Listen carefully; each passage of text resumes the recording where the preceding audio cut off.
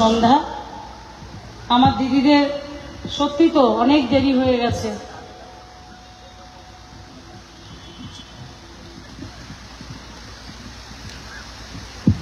সারাদিন কাজকর্ম করবার পর আমার দিদিরা একটু সিরিয়াল দেখবে, তাই না? আর আমরা এখানে বসিয়ে রেখেছি। তো যাই হোক, আর 10-12টা দিন একটু আপনারা সহ্য করুন, একটু খাটাখাটনি করুন। কারণ মমতা বন্দ্যোপাধ্যায় সারা বছর আমাদের জন্য এইভাবেই কষ্ট করেন। আমরা একটু মিটিংয়ে যাই, মিছিলে যাচ্ছি, একটু সভায় গিয়ে কথা শুনছি, একটু কি তো এর থেকে তো বেশি না। আবার সারা বছর আমরা যাতে আরামে থাকতে পারি, দিদি আমাদের জন্য করতে পারেন, তাই এই কটা দিন আমাদের করতেই হবে। আর আমি প্রথমেই বলি, আমি একটু ভয় পাচ্ছিলাম এতক্ষণ। কেন বলুন তো? বাংলা বোঝেন তো না? বোঝেন না? হ্যাঁ, আমি একটু ভয় পাচ্ছিলাম এতক্ষণ বসে বসে আমি কি বলবো আজকে এখানে। কারণ আমি তো নেপালি জানি না, সব প্রথম থেকে শেষ সবাই নেপালি বললো। তা রফিকুল দা যখন বললেন একটু আমি শান্তি পেলাম। না,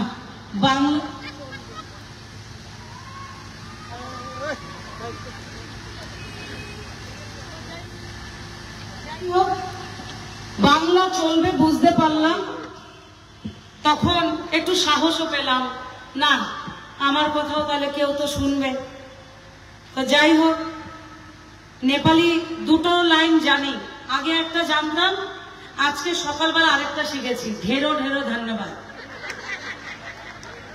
আর একটা কাস্তা হনুমানচা। তো পরবর্তীতে আমার ইচ্ছে আছে কোনো সময় আরেকটু সময় নিয়ে শিখে নেপালিতে কোনোদিন 10 মিনিট বক্তব্য রাখবো। কবে হবে জানি না, কিন্তু দেব। আজকে কষ্ট করে বাংলায় বলি, বাংলা শুনুন। আর বাংলায় না বলে না মন কি বাত বলতে পারবো না।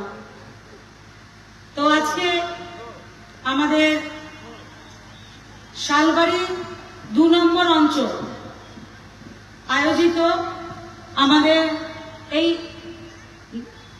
শালবাড়ি 2 নম্বর অঞ্চল বলেছি, শালবাড়ি বুথ আমাদের এটা, তাই তো?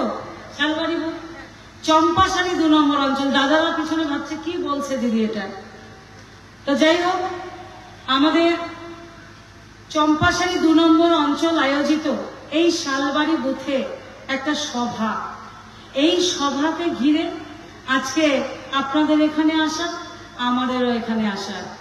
আজকে এই সভায় যারা আয়োজন করেছেন, যাদের নিরলস পরিশ্রমে এই সভা আজকে এখানে অনুষ্ঠিত হচ্ছে, তাদের প্রত্যেক সদস্য, আমাদের বুথ প্রেসিডেন্ট, পঞ্চায়েত, অঞ্চল প্রেসিডেন্ট যারা রয়েছেন, অঞ্চল নেতৃত্ব যারা রয়েছেন, বাদলদা থেকে শুরু করে, সুবলদা থেকে শুরু করে, এই বুথের পঞ্চায়েত, আমাদের প্রধান, উপপ্রধান, প্রত্যেককে, আমাদের জেলার যারা নেতৃত্বরা রয়েছেন এবং আমাদের ব্লকের প্রেসিডেন্টও এখানে রয়েছেন, প্রফুল্লদা, সবাইকে ধর্ম, বর্ণ, দল নির্বিশেষে, মনমায়াদি, আমাদের বৌদি, আমাদের রফিকুলদা রয়েছেন এখানে, আমাদের রাজেন সুন্দাসজি রয়েছেন, সবাইকে, এবং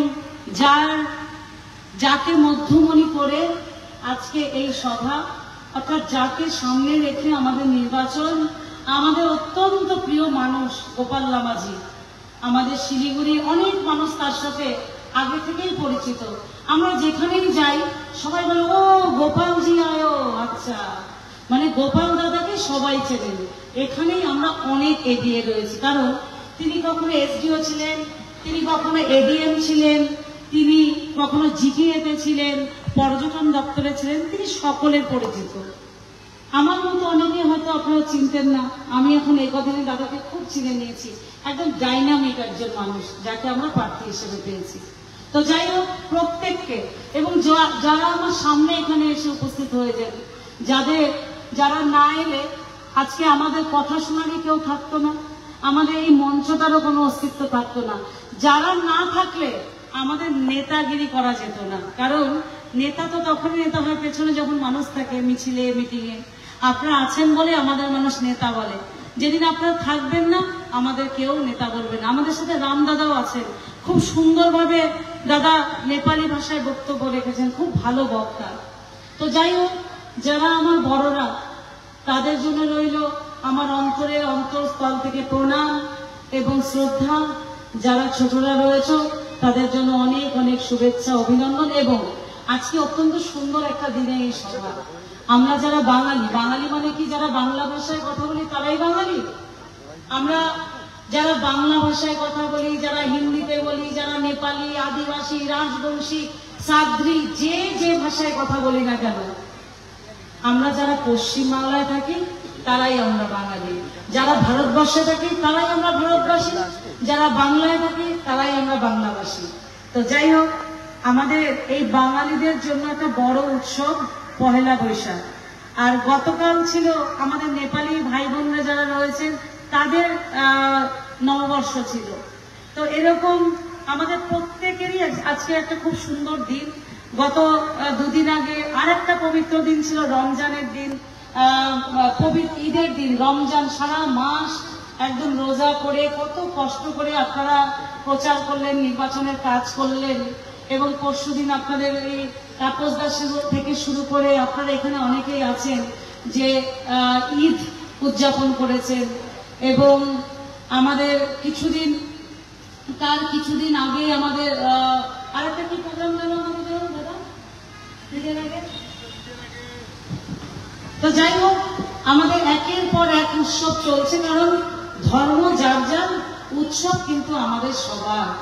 এটা আমাদের দলনেত্রী মমতা বন্দ্যোপাধ্যায় বলেন, আমাদের মুখ্যমন্ত্রী বলেন।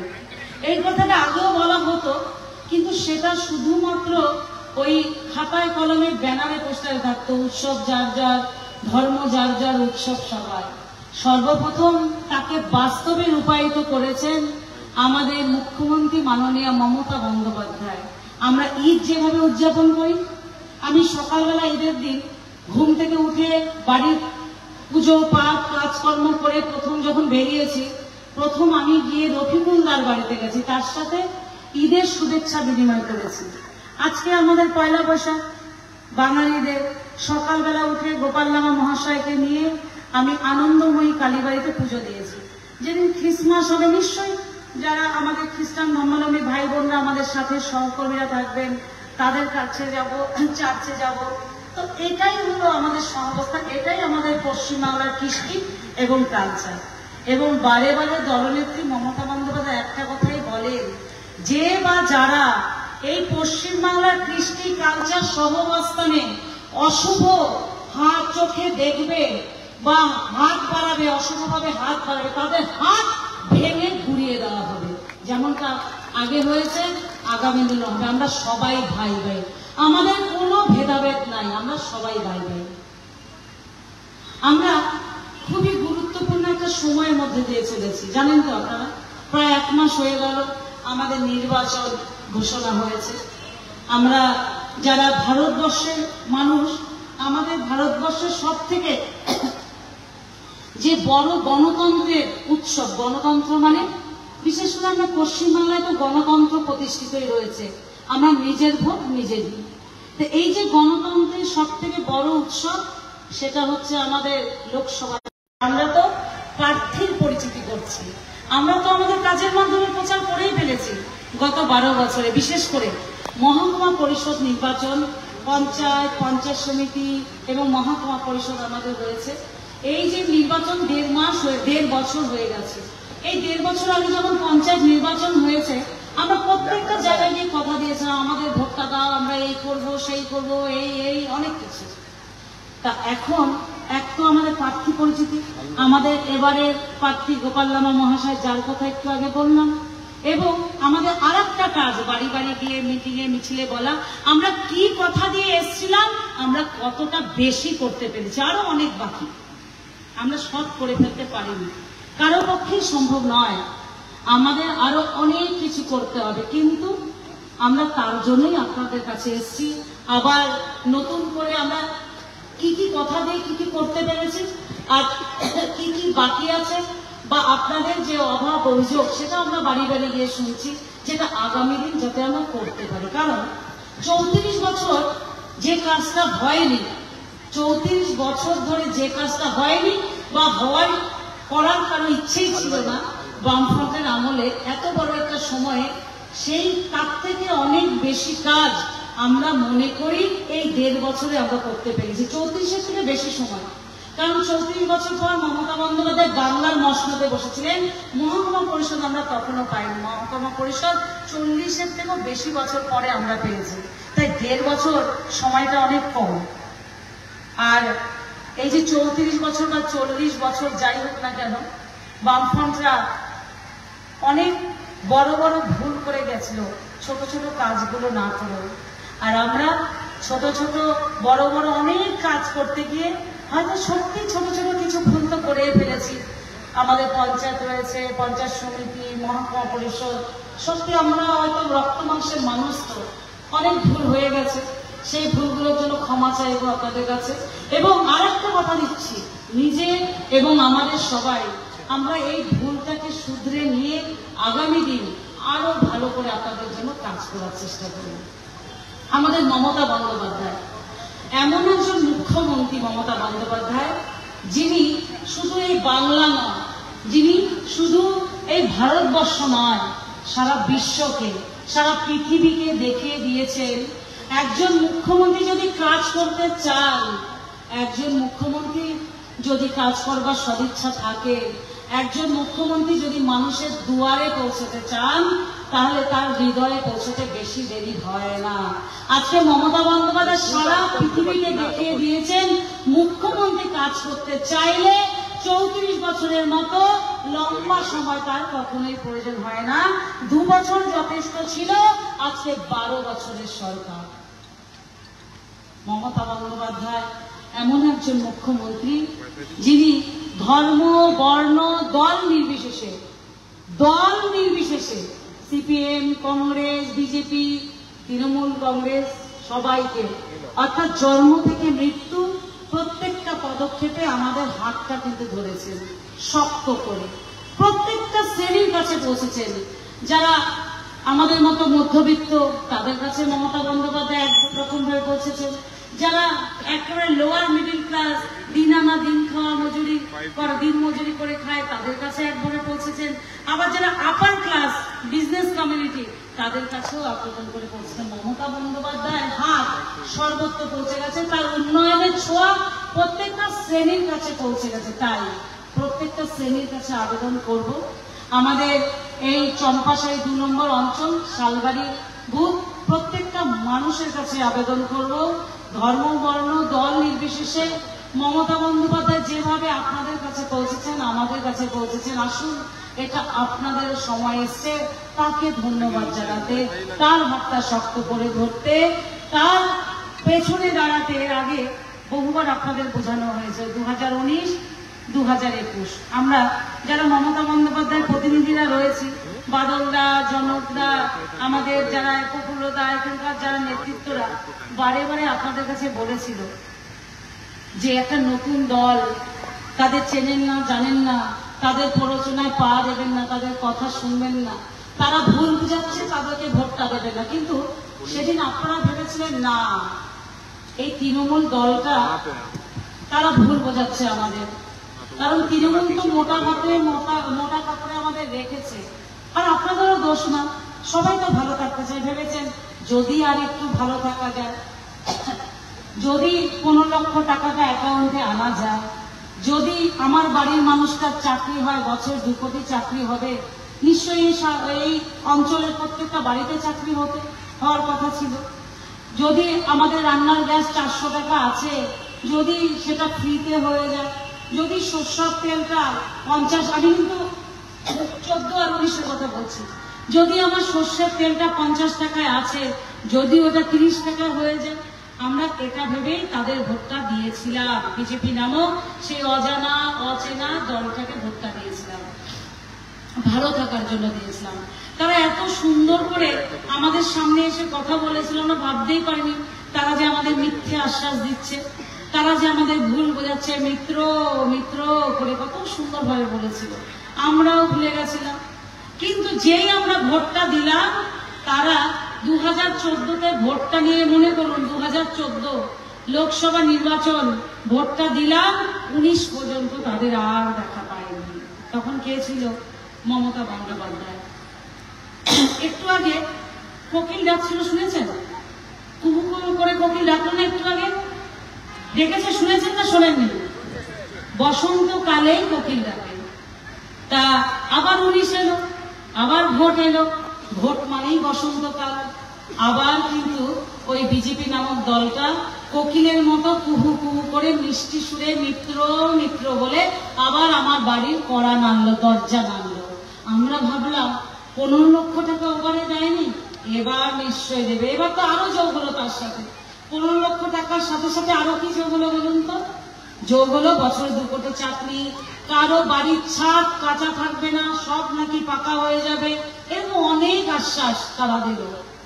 আমরা ভাবলাম 34 বছর কত আমরা সহ্য করেছি, তাই 5 বছর আর একবার দিয়ে দেখি। আর একবার দিলেন, দেখলাম এবারে আরো ভয়ঙ্কর। এবারে আমাদের যেটা প্রাপ্য ছিল সেটা থেকেও বঞ্চিত হলাম। এমন ভোট দিলাম যে আমার 400 টাকার গ্যাস প্রায় 1150 টাকা লাস্ট আমরা কিনলাম। এখন কমিয়েছে, ভোটের পরে আবার 300 টাকা বাড়াবে, লিখে রাখবেন। এমন ভোট দিলাম, এমন আছে দিন দেখলাম যে সর্ষের তেলটা 60 থেকে 70 টাকায় কিনতাম, সেটা আজকে 150 থেকে 200 টাকায় আমাদের কিনতে হচ্ছে। এমন আছে দিন আমরা দেখলাম যে আমাদের প্রত্যেকটা জিনিসের পেট্রোল ডিজেল 60 টাকা থেকে 100 টাকার উপরে হয়ে গেছে। এমন মানে প্রত্যেকটা জিনিসের দাম বেড়ে গেল। এমন একটা অবস্থা যে আমাদের প্রত্যেকদিন বাড়িতে প্রায় ঝগড়া লাগে বাড়ির মালিকের সাথে। কেন লাগে বলুন তো? সে বাজার করতে যায়, বাজার করে, তার তো টাকা বাঁচে না, সন্তানদের পড়াশোনা, এই খরচা ওই খরচা। আমার হাতে তো আর মোবাইলের বিলটা দিতে পারে না, শুধু আমার জন্য কোনো খরচা দিতে পারে না। তাহলে আমার বাংলার মুখ্যমন্ত্রী সেটা বুঝতে পারলেন, মায়েদের কষ্ট, বোনেদের কষ্ট তিনি বুঝতে পারলেন। আমার দিদি বললেন যে তোমাদের কারো কিচ্ছু দিতে হবে না, কারো কাছে হাত পাতবে না, আমি রয়েছি। অর্থাৎ বাংলার প্রত্যেকটা মেয়ে, প্রত্যেকটা মায়ের হাতে আমি লক্ষ্মীর ভান্ডার তুলে দেবো, হাত খরচা হবে। লজ্জা হওয়া উচিত ওই বিজেপি নামক দলটা। এমন ভুল বোঝালো, এমন ভাবে আমাদের বিপদে ফেললো, জিনিসপত্রের সম্মানের সাথে মাথা উঁচু করে রয়েছি। একটা সময় ওই 34 বছর আমরা জানতাম জনমুখী প্রকল্প কি? আমরা কি জানতাম লক্ষ্মীর ভান্ডার, বিনামূল্যে রেশন, কন্যাশ্রী, রূপশ্রী, গতিধারা? কিচ্ছু কি জানতাম? আমরা জানতাম না। ওটা খায় না মাথায় লাগে, আজকেও জানে না। আমার রাজ্যের বাইরে যারা আছে, বিজেপি যারা এই যে রাজ্যগুলো চালাচ্ছে, আসামে যান, বিহারে যান, প্রত্যেকটা জায়গায় যান, কেউ জানে না জনমুখী প্রকল্প কাকে বলে, ওটা খায় না মাথায় লাগায়। আজকে মুখ্যমন্ত্রী মমতা বন্দ্যোপাধ্যায় আমাদের বুঝতে শিখিয়েছেন, আমাদের প্রাপ্য অধিকার বুঝিয়ে দিয়েছেন, আমাদের জানিয়েছেন একজন মুখ্যমন্ত্রীর কাছ থেকে আমরা কি কি পেতে পারি। শুধু আমরা না, সারা বিশ্ব জেনে গেছে একজন মুখ্যমন্ত্রীর কাছ থেকে আমাদের কি কি অধিকার থাকতে পারে, যেটা আমরা জানতাম না, আমাদের অন্ধকারে রাখা হয়েছিল। আজকে মুখ্যমন্ত্রী মমতা বন্দ্যোপাধ্যায়কে আমরা ধন্যবাদ জানাই, আমাদের বাঙালিদের মাথা উঁচু করে বাঁচতে শিখিয়েছে। এই যে আমার দিদিরা আছে, সবাই নিশ্চয়ই সেলফ হেল্প গ্রুপ করে। সেলফ গ্রুপ করে না? দিদিরা সবাই করে। সেলফ গ্রুপ তো আগেও ছিল তো, সেলফ গ্রুপ আগেও ছিল। মমতা ব্যানার্জি সরকার হবার আগেও কিন্তু সেলফ গ্রুপটা ছিল, কিন্তু সেই সেলফ গ্রুপ আমরা সবাই করতাম না। কেন করতাম না? আমাদের যে লোনটা নিতে হতো, সেই লোনটা সুদ ছিল অনেক। আমরা লোনটা তো নিতাম, সুদটা শোধ করতে গিয়ে আমাদের রাতের ঘুম চলে যেত, এত টাকা কিভাবে আমরা শোধ করব। মমতা বন্দ্যোপাধ্যায় সরকারে আসবার পর থেকে মোদী বাবুকে বারে বারে রিকোয়েস্ট করেছেন সেলফ হেল্প গ্রুপের ওই সুদটা কমানো হোক, তিনি শোনেননি। কারণ রাষ্ট্রায়ত্ত ব্যাংক আমার কেন্দ্রীয় সরকারের অধীনে, শোনেননি, শুনবেন না। তাই বলে কি আপনারা সেলফ হেল্প গ্রুপের লোন নেবেন না? আমার মোদী বাবু বললেন সেলফ হেল্প গ্রুপ, আইসিডিএস, আশা, ভিআরপি, এগুলো নাকি সব একদম লস প্রজেক্ট, উঠিয়ে দেওয়া উচিত। আমার দিদি বললেন যতদিন দিদি আছেন ততদিন সেলফ হেল্প গ্রুপও থাকবে, আশা থাকবে, আইসিডিএস থাকবে, ভিআরপি থাকবে, তার যত কষ্ট হোক না কেন তাদের অনাদায়টা তিনি দেবেন। আবার জনমুখী প্রকল্পের আওতায় হবে। এই যে সেলফ গ্রুপটা 100 টাকায় 1 টাকা আপনারা সুদ দিচ্ছেন, 100 টাকায় কত দিচ্ছেন? 1 টাকা, গায়ে লাগছে। কিন্তু আপনারা কি জানেন এটা আসলে কত? এটা সুদ আসলে 100 টাকায় 11 টাকা। আপনি দিচ্ছেন 1 টাকা, বাকি 10 টাকা আমার দিদি দিচ্ছে, আপনি বুঝতে পারছেন না। যেদিন দিদি চলে যাবে সেদিন টের পাবেন সেলফ হেল্প গ্রুপের লোন নিতে কত ধানে কত চাল। আজকে বলছে তারা কি সিএ করবে, সিএ লাগু হয়েছে, আমাদের সিএ করতে হবে। এনআরসি, এনআরসি বোঝেন, জানেন? এনআরসি জানেন তো সবাই, আসামে হয়েছিল। হাত তুলুন, এনআরসি নিয়ে কারা কারা জানেন? কারা কারা জানেন এনআরসি? বলবো আমি এখন, নাকি সময় নেই? সন্ধ্যে হয়ে গেছে, বলবো এনআরসি। এনআরসি হলে কি হবে বলি একটু তাহলে। এই যে আমার মধুবাবু বলছেন সিএ করো, সিএ করো, সিএএ কে, আমার দিদি বলছেন বারে বারে। আমরা যদি এনআরসি ফর্মটা ফিল আপ করি, আমরা যদি সিএ ফর্মটা ফিল আপ করি, আপনারা ওয়েবসাইটে গিয়ে দেখবেন এমন কিছু ডকুমেন্টস আমাদের কাছে চাওয়া হয়েছে যেটা আমাদের বাবারও সাধ্য নেই সেই ডকুমেন্টস গুলো দেওয়ার। বাবার ঠাকুরদার জন্মের সার্টিফিকেট, আপনি পাকিস্তান, বাংলাদেশ, আফগানিস্তান যেখান থেকে এসছেন সেখানকার ডকুমেন্টস, আমার বাবার ঠাকুরদার জন্মের সার্টিফিকেট, আমার 70 বছরের আগে জমির কাগজ, এখন 72-73 বছরের আগে জমির কাগজ, এটা কার কার আছে।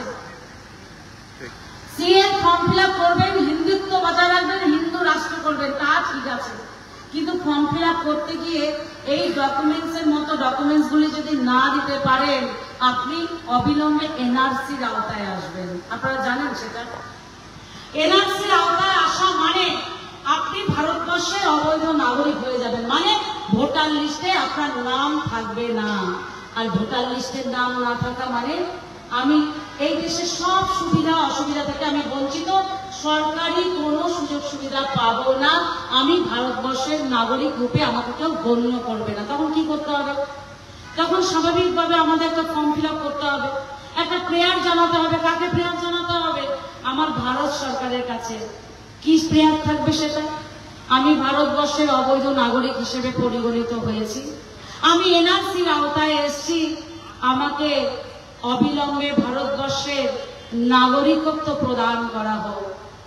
আমি যখনই এটা লিখিত আকারে প্রেয়ারটা দেব, আমাকে ভারতবর্ষের নাগরিকত্ব প্রদান করা হোক, মানে আমি লিখিত রূপে নিজে স্বীকার করলাম আমি ভারতবর্ষের নাগরিক নই।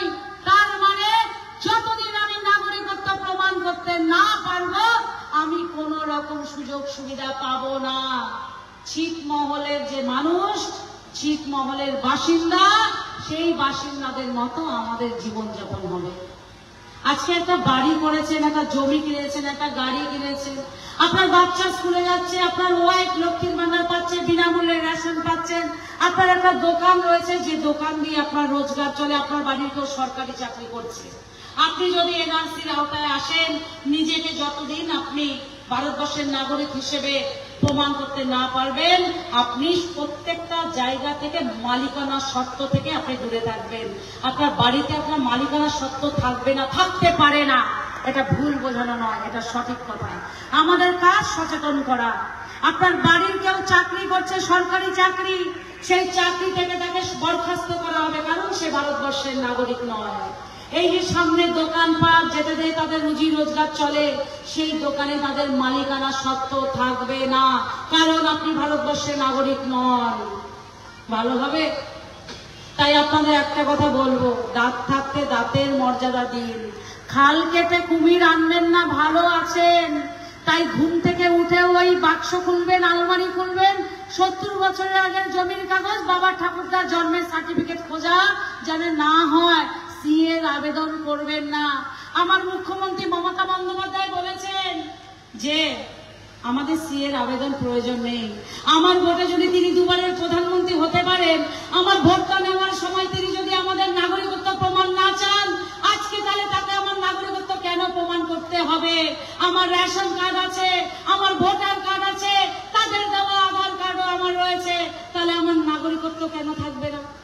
আমরা ভারতবর্ষের নাগরিক, আমরা পশ্চিমবাংলার নাগরিক, যতদিন মুখ্যমন্ত্রী মমতা বন্দ্যোপাধ্যায় রয়েছেন আমাদের মাথার উপর একদম বট বৃক্ষের মতো রয়েছেন, আমাদের কোনো নাগরিকত্ব প্রমাণ করতে হবে না। আপনাদের কাছে একটাই কথা বলবো, তাকে শুধু সাহায্য করুন, তার হাতটা শক্ত করে ধরুন, তিনি যেন আপনাদের জন্য লড়াইটা লড়তে পারে। অনেকে বলেন, কি বলেন অনেকে, আরে এটা তো প্রধানমন্ত্রীর ভোট, দিল্লির ভোট, দিল্লি যাব।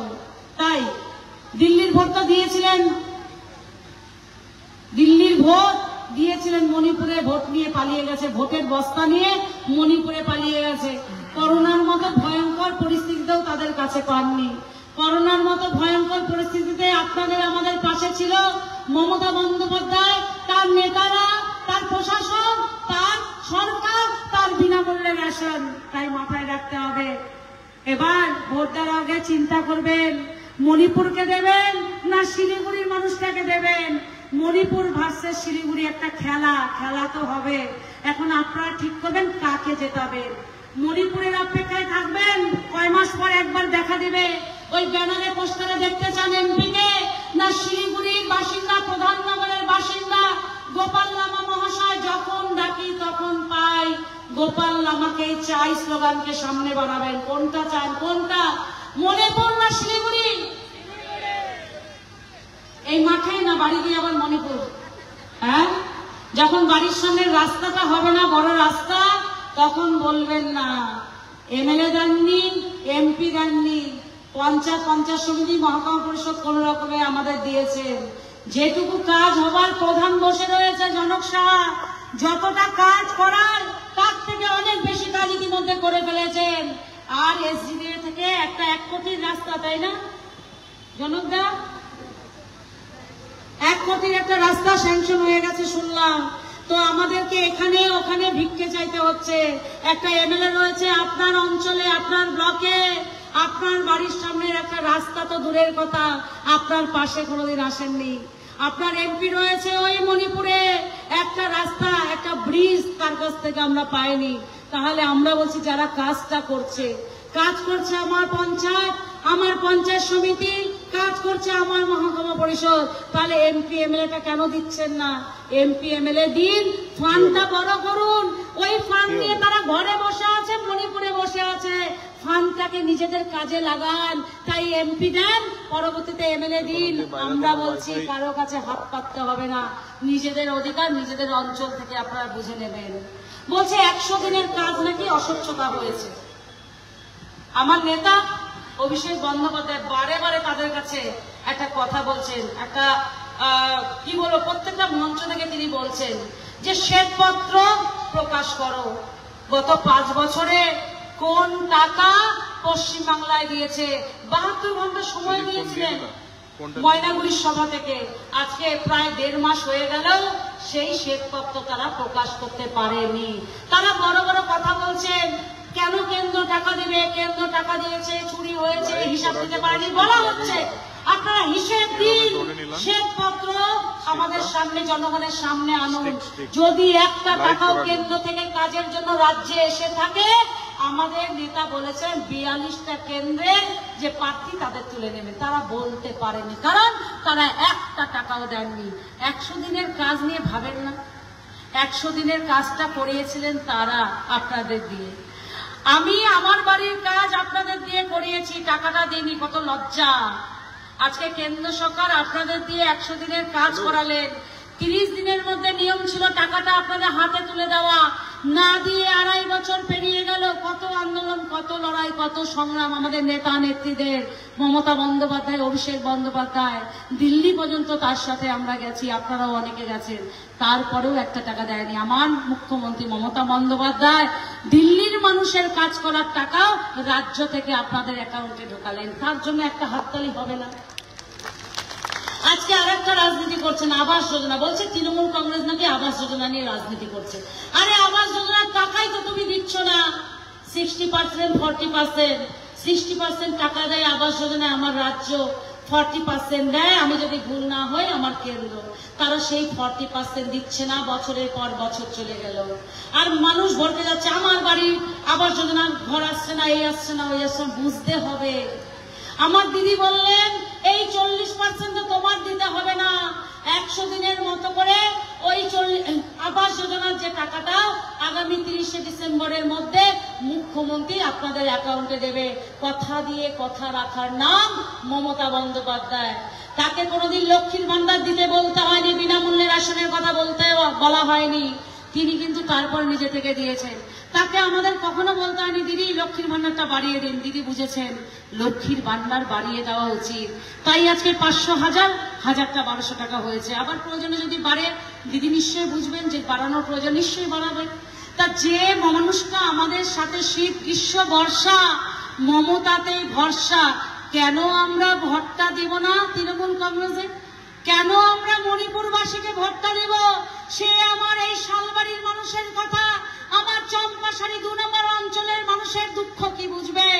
কে বুঝবে? আমার গোপাল লামা মহাশয় আমার দুঃখ বুঝবে। তাই আপনাদের কাছে অনুরোধ করব, এই লড়াইটা আমাদের হারতে দেবেন না।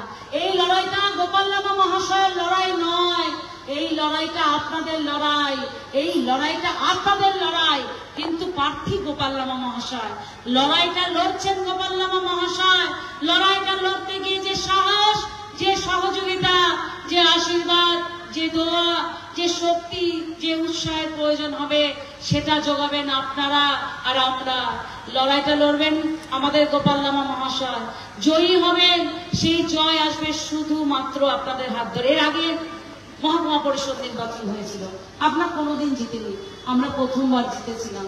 কারণ ছিল সেই নির্বাচনের নেতৃত্ব আমি বা আমরা দিইনি। সেই নির্বাচন যখন শুরু হয়েছিল আমি বলেছিলাম সেই নির্বাচনের নেতৃত্ব দেবে শিলিগুড়ির 7টা গ্রামীণ ব্লকের মানুষ। আপনারা তাই দিয়েছিলেন, আপনারা নেতৃত্ব দিয়েছিলেন, আপনাদের নেতৃত্বে এই নির্বাচনটা হয়েছিল। আমরা যারা নেতৃত্বরা ছিলাম, জেলার যারা ছিলাম, আমরা কখনো কখনো আপনাদের অঞ্চলে, আপনাদের বুথে, আপনাদের পাশে এসে উৎসাহিত করেছি, উজ্জীবিত করেছি মাত্র। কখনো আপনাদের সাথে মিছিলে হেঁটেছি, কখনো মিটিংয়ে গলা মিলিয়েছি, কিন্তু মেন কাজটা আপনারা করেছেন। আরো একটা নির্বাচন, আরো একটা যুদ্ধ, আরো একটা লড়াই।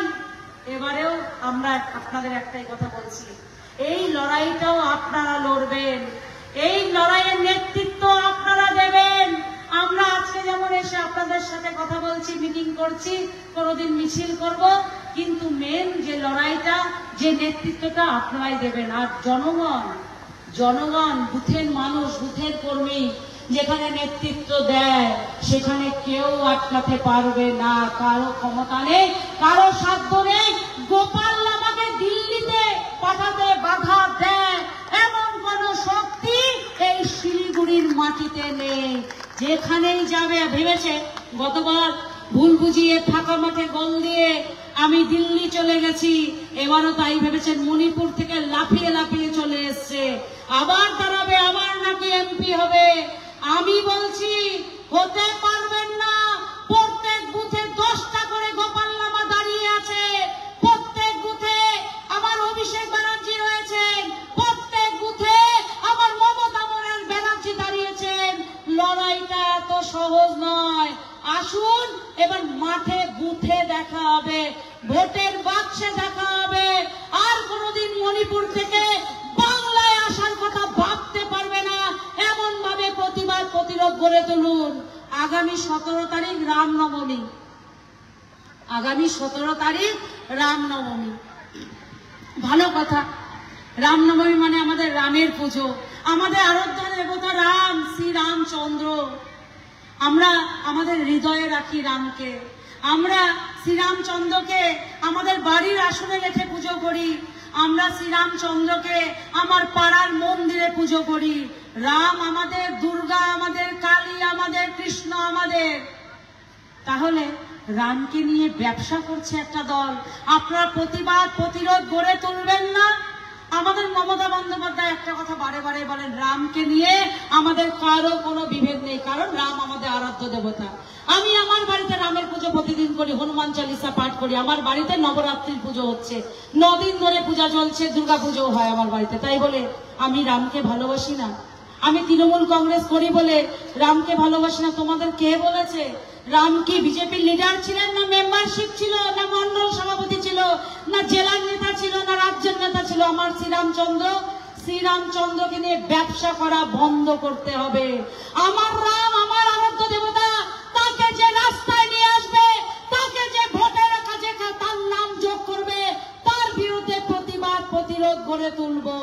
আসুন সবাই মিলে রামচন্দ্রের সম্মান আমরা বাঁচাই।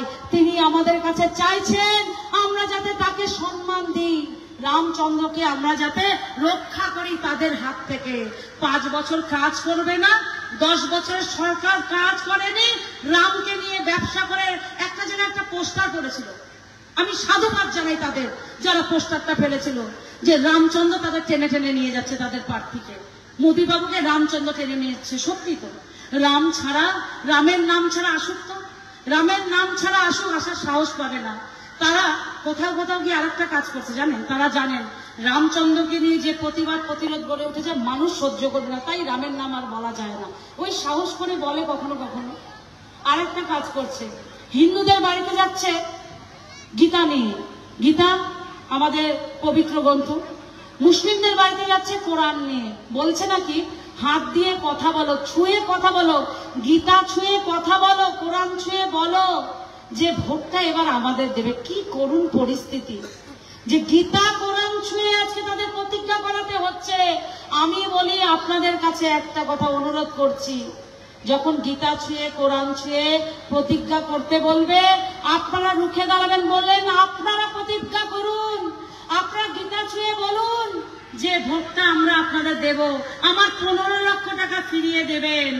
আপনারা বলবেন গীতা ছুঁয়ে প্রতিজ্ঞা করব, আচ্ছা দিন আমাদের এনে দেবেন, আমার 40 টাকার তেল আজকে যেটা 200 টাকায় কিনছি আমার 40 টাকায় ফিরিয়ে দেবেন, আজকে যেটা 100 টাকার উপরে আমার ডিজেল পেট্রোল কিনছি সেটা 60 টাকায় এনে দেবেন। আজকে যে কথাটা আমাদের বলেছিলেন বাড়ি বাড়ি চাকরি, বছরে 10 কোটি চাকরি, 5 বছরে 10 কোটি চাকরি, বছরে 2 কোটি চাকরি, আমার বাড়ির ছেলে পাড়ার প্রত্যেকটা ছেলেকে চাকরি দেবেন, গীতা ছুঁয়ে কথা দেব, ভোটটা আপনাদের দেব। পারবে না, পারবে না, পালিয়ে যাবে, কারণ তারা জানে তারা ভাওতাবাজির দল। তারা আমাদের কাছে এসেছিল কেমন করে জানেন, তারা কেমন করে এসেছিল বলুন তো, তারা নতুন রূপে বহুরূপী সেজে এসেছিল। তারা কিন্তু ওই মানুষরাই আজকে যারা বিজেপি বলছে, যারা শ্রীরামচন্দ্রকে রাস্তায় নামাচ্ছে, তারা ওই 34 বছরে ওই বামফ্রন্টই কিন্তু, যারা আমাদের কাছে একটা সময় লাল ঝান্ডা নিয়ে আসতেন, লাল জামা পরে আসতেন, জ্যোতিবাবু বুদ্ধবাবুর কথা বলতেন, ইনকলাব জিন্দাবাদ বলতে বলতে আসতেন, আজকে তারাই কিন্তু আমাদের কাছে নতুন রূপে আসছেন। গেরুয়া জামা হাতে, তাদের ওই চির পরিচিত ঝান্ডাটা ফেলে দিয়ে তারা তাদের হাতে ওই লাল ঝান্ডা এখন পদ্ম ফুলের ঝান্ডাটা তুলে নিয়েছেন, এবং তাদের স্লোগানটাও তারা চির পরিচিত যে স্লোগান সেটাকেও তারা দূর করেছেন, ত্যাগ করেছেন। তারা আজকে ইনকলাব জিন্দাবাদের জায়গায় বলছেন জয় শ্রীরাম। আমাদের বুঝতে হবে তোমরা আমাদের সেই চির পরিচিত বাম, জয় শ্রীরাম। তোমাদের কাজ হলো মানুষে মানুষে বিভেদ লাগানো, ধর্মে ধর্মে বিভেদ লাগানো, বাঙালি নেপালিতে বিভেদ লাগানো, রাজবংশী আদিবাসী বিভেদ লাগানোই তোমাদের একমাত্র কাম। জয় শ্রীরাম মানে কি বলুন তো? তারা জয় শ্রীরামের নামের পেছনে কি বলছে? আমরা শুনছি জয় শ্রীরাম, কিন্তু সেটাকে বিকৃত করছে। ভোটের পরে তোমাদের মতো সাধারণ মানুষের আমাদের কাছে নেই কোনো দাম। সেই জন্যই আপনাদের কাছে অনুরোধ করব, আর বলবো না, দিদিদের সন্ধে দেওয়ার সময় হয়ে গেছে, দিদিদের নামাজ পড়ার সময় হয়ে গেছে, টিভির চ্যানেলগুলো কান্নাকাটি করছে, টিভি দেখতে হবে, রান্না বান্না করতে হবে, সন্তানদের ঘুম পাড়াতে হবে। তাই আমি আজকে আমার বক্তব্য এখানে শেষ করব একটা কথা বলে, আসুন সবাই মিলে দুহাত ভরে আশীর্বাদ করুন। গোপাল লামা মহাশয়কে আপনার বিপুল ভোটে জয়ী করুন। দার্জিলিং জেলা এবারে যে ইতিহাস তৈরি করতে চলেছে, যে পাহাড় থেকে সমতল, সমতল থেকে চোপড়া যে ইতিহাস তৈরি করতে চলেছে, সেই ইতিহাস থেকে আপনারা পিছিয়ে থাকবেন না। আসুন সবাই মিলে এই ইতিহাসের সাক্ষী হই, সবাই মিলে আমরা গোপাল লামা মহাশয়কে দিল্লিতে এগিয়ে নিয়ে যাই। আমাদের যে চাহিদা, আমাদের যে সুবিধা অসুবিধা, আমাদের প্রধানমন্ত্রী থাক বা না থাক, প্রধানমন্ত্রীকে চালনা করবার জায়গায় আমরা থাকতে চাই। খুব ভালো থাকুন, সুস্থ থাকুন, আপনাদের সন্তান সন্ততিরা থাকুক দুধে ভাতে, আপনাদের পদধূলি পদরেণু হয়ে বর্ষিত হোক। আমার প্রার্থী গোপাল লামা মহাশয়ের মাথায় নমস্কার, ধন্যবাদ। তৃণমূল কংগ্রেস জিন্দাবাদ, মমতা ব্যানার্জি জিন্দাবাদ, অভিষেক ব্যানার্জি জিন্দাবাদ, আমার দার্জিলিং জেলা সমতল তৃণমূল কংগ্রেস জিন্দাবাদ। আমার মাটিগাড়া 2 নম্বর ব্লক তৃণমূল কংগ্রেস জিন্দাবাদ, আমার চম্পাশাড়ি 1 নম্বর 2 নম্বর অঞ্চল তৃণমূল কংগ্রেস জিন্দাবাদ। জয় বাংলা, জয় বাংলা, জয় বাংলা। নমস্কার, ধন্যবাদ।